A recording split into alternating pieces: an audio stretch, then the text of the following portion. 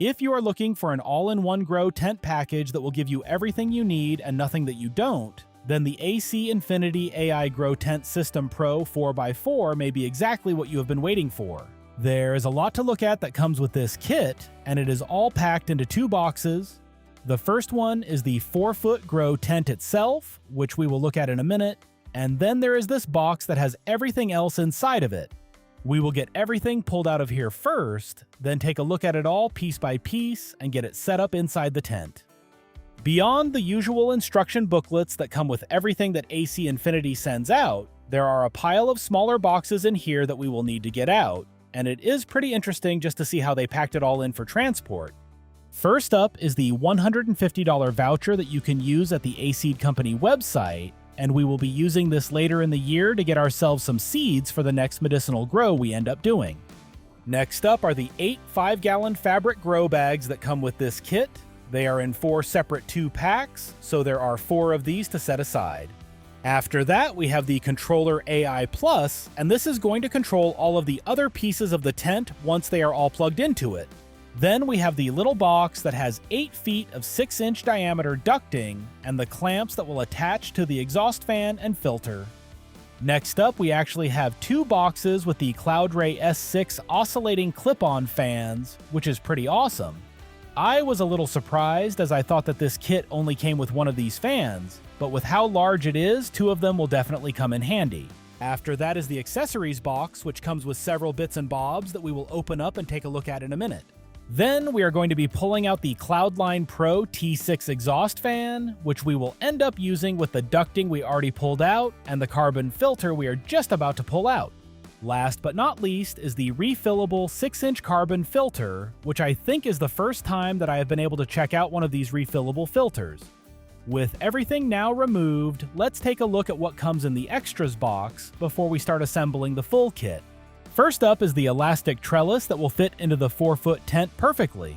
After that is a very nice pair of pruning scissors, and we will be putting those to work immediately with the seedlings. Next up is a small roll of duct tape to help seal connections in the exhaust system. Then there is the bag of 10 adjustable cable ties, and I can never get enough of these. Finally, there is the spool of plant twist ties with an integrated cutter, which will definitely come in handy in the future. With everything in the extras box accounted for, let's take a look at the grow tent. As I mentioned at the beginning of the video, the tent will come in its own box, separate from the rest of the grow kit. This makes a lot of sense, and this is already about the smallest package you can get for shipping a tent like this. As always, when you are opening a grow tent box, be careful to not cut too deeply. AC Infinity always does a great job with the packaging and has the extra strip of cardboard under the seam to keep you from cutting the fabric, but it is just best to always be careful and not run into a problem. The first thing we will see is the bag that has the booklets, extras, and mounting plate, and we will set this aside for now. Next up is the tent fabric itself, which is going to be the heaviest thing inside the box, and as always, the most pain in the rear to get installed. After that are the 8 corner pieces, along with the 4 crossbars that will go into the top of the tent to support the fabric once this whole thing is assembled. Next up are the 2 black straps, along with the 2 packages of poles that will make up the vertical supports of the grow tent. Finally, we have the 8 poles that will make up the top and bottom squares of the framework when they are attached to the corner pieces we pulled out a few seconds ago. We have already unboxed and set up one of these tents a couple of years ago when we were in Hawaii, so I was not really going to talk too much about it this time, but they actually made some really interesting changes since we checked that one out, so it is at least worth taking a look at it again in this Grow Tent Kit unboxing video. Before we get started assembling the framework, we need to get all of the corners out of their bags and the poles out of their plastic wrap and spacers.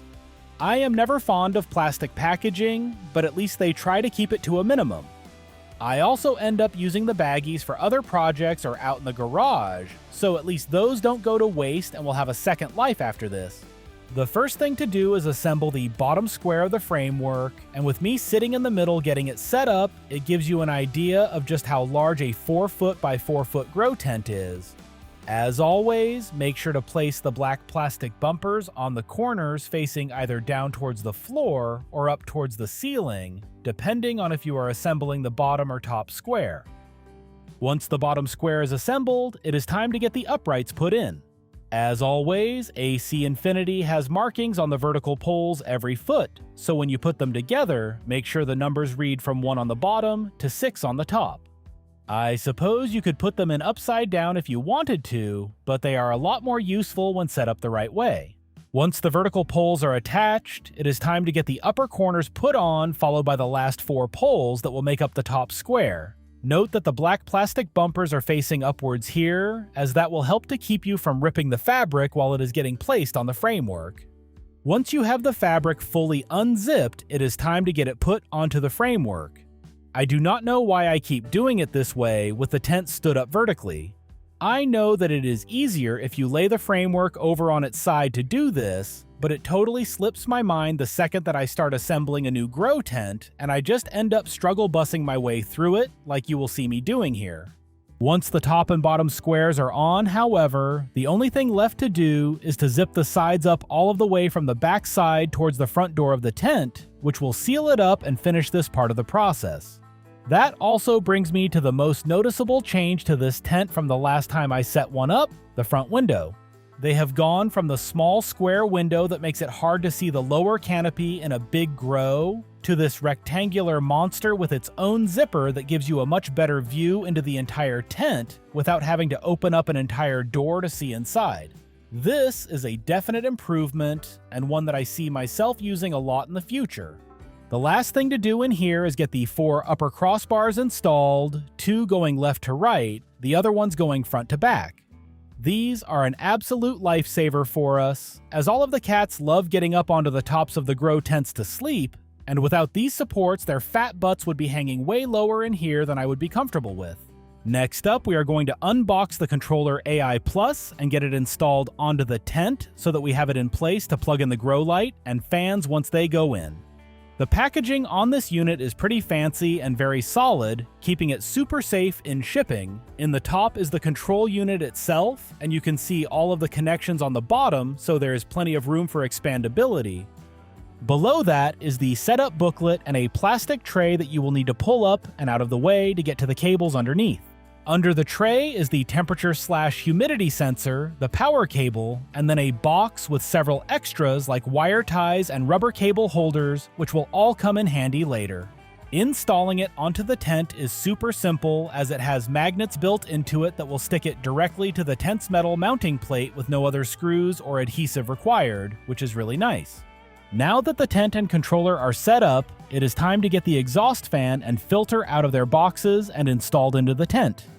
One thing you will notice with the exhaust fan itself is that while it does come with the UIS cable and extras that you would normally expect, it does not come with the extra 10-speed manual fan controller, as you will not need it since the kit comes with the controller AI Plus already.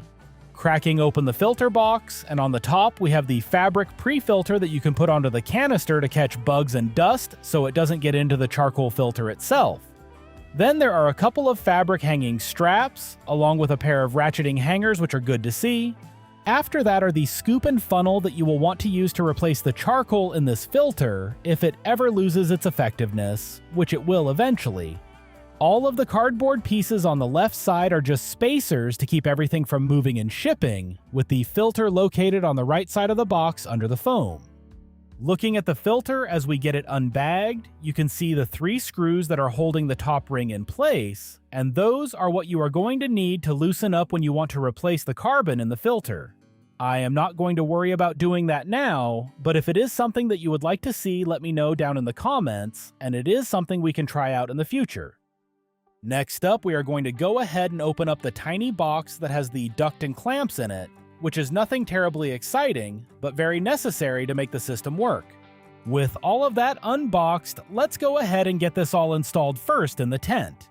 I prefer to get the exhaust system installed into the tent first, as the pieces are pretty bulky, and I like mounting them in the top back side of the tent here.